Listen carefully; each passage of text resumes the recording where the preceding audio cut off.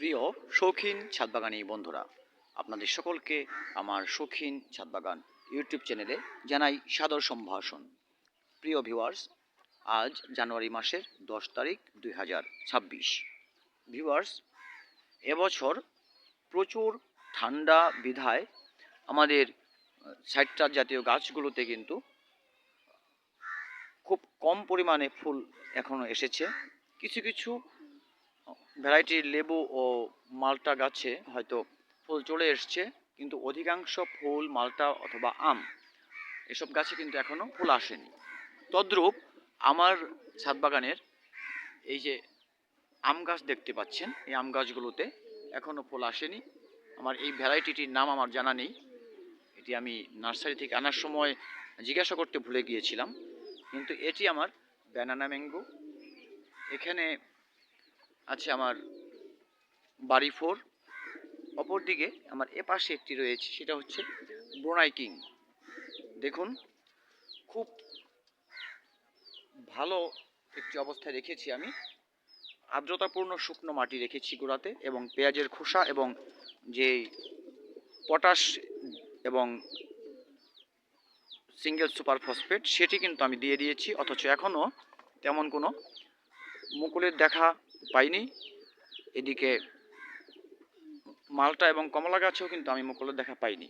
Viewers, সম্ভবত এবছরে একটু লেট করেই আসবে আমাদের গাছের ফুলগুলো, কারণ ঠান্ডার প্রকোপটা খুব বেশি। এই ঠান্ডা কমে যাওয়া পর্যন্ত কিন্তু এই ফুলগুলো হয়তো আসবে না। ভিউয়ার্স, আপনারা আপনাদের সমস্ত গাছগুলোকে সঠিকভাবে যত্ন নেবেন। আশা করি আপনাদের গাছগুলোতে ঠিকঠাক ফুল চলে আসবে। যাদের ঠিক এমন অবস্থায় রয়েছে যে এই গাছ ফুল আসার মতো একটা অবস্থা কিন্তু ফুল আসেনি, তারা এখনও অধৈর্য হবেন না। আপনারা গাছগুলোতে ঠিকঠাকভাবে পরিচর্যা করবেন।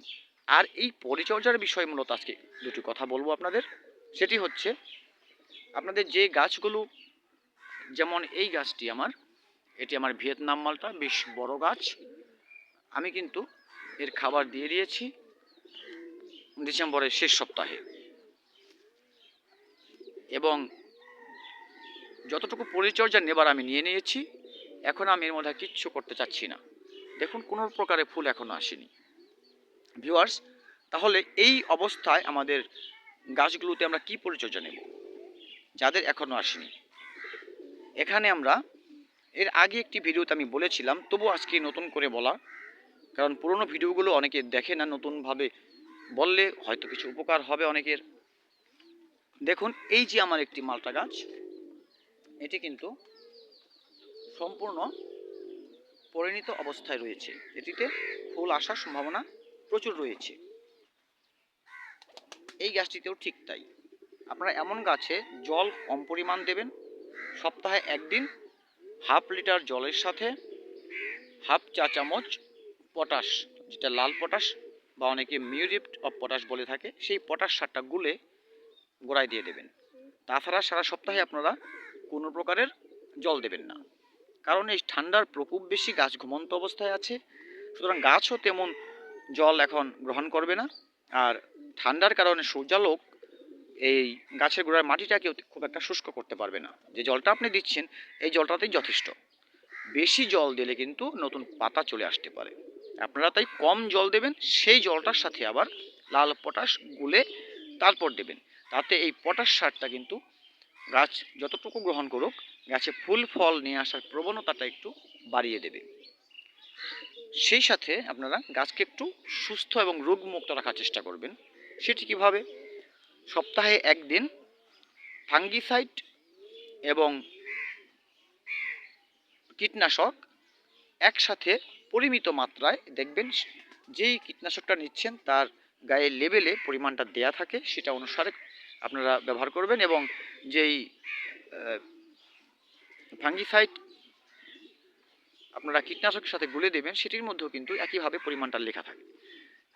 কখনো 2 ফোঁটা, কখনো হাফ মিলি, কখনো 1 মিলি কীটনাশক বিভিন্ন কোম্পানি বিভিন্নভাবে দিয়ে থাকে। আর যেটি ফাঙ্গিসাইড, সেটি কিন্তু অধিকাংশ ক্ষেত্রে 1 লিটার জলে 1 গ্রাম। আপনারা এভাবে দিতে পারেন বা লেবেলটা দেখে দিতে পারেন। এভাবে আপনারা দেবেন, সপ্তাহে একদিন স্প্রে করে যাবেন, তাহলে গাছ রোগমুক্ত থাকবে। রোগমুক্ত গাছই আপনাকে ফুল ফল সঠিক সময় দিতে পারবে। আর যদি গাছে রোগ জীবাণু থাকে তাহলে যেই ফাঙ্গাসগুলো গাছে আক্রমণ করবে সেগুলো কিন্তু ফুল এলেও তাকে ঝরিয়ে দেবে। আরেকটি বিষয়, সেটি হচ্ছে সপ্তাহে অন্তত 2 দিন গাছে সাদা জল স্প্রে করুন একটু স্পিডের সাথে। তাতে করে গাছ পরিষ্কার থাকবে এবং গাছের সালোক সংশ্লেষণ প্রক্রিয়া সঠিকভাবে হবে। এতেও কিন্তু গাছের ফুল ফল আসার প্রবণতা অনেক বেড়ে যায়। এটুকু আপনারা চালিয়ে যান, আশা করি ফেব্রুয়ারির মাঝামাঝির মধ্যেই গাছগুলোতে অবশ্যই ফুল চলে আসবে। ভিউয়ার্স, হতাশার কিছু নেই, এখনও ফুল আসার প্রচুর সময় রয়েছে। আপনারা যারা কমেন্টে বিভিন্নভাবে জানতে চান কি করণীয়, আমি এই ভিডিওতে সংক্ষেপে কিছু বলে দিলাম। এইভাবে আপনারা পরিচর্যাটা সারুন এবং ক্রমাগত করতে থাকুন। এই পরিচর্যাটা ক্রমাগত করতে থাকুন, তাহলে আপনাদের ছাদ বাগানের প্রত্যেকটি গাছ কিন্তু ফুলে ফলে আপনাদেরকে ভরিয়ে দিতে পারে। ভিউয়ার্স, ভিডিওটি ভালো লাগলে একটি লাইক ও কমেন্ট করে যাবেন, সেই সাথে আপনার মূল্যবান মতামত জানাবেন, আর আমার চ্যানেলটি সাবস্ক্রাইব করে পাশেই থাকবেন ভালোবাসার মানুষ হয়ে। ধন্যবাদ সকলকে ভিডিওটি দেখার জন্য।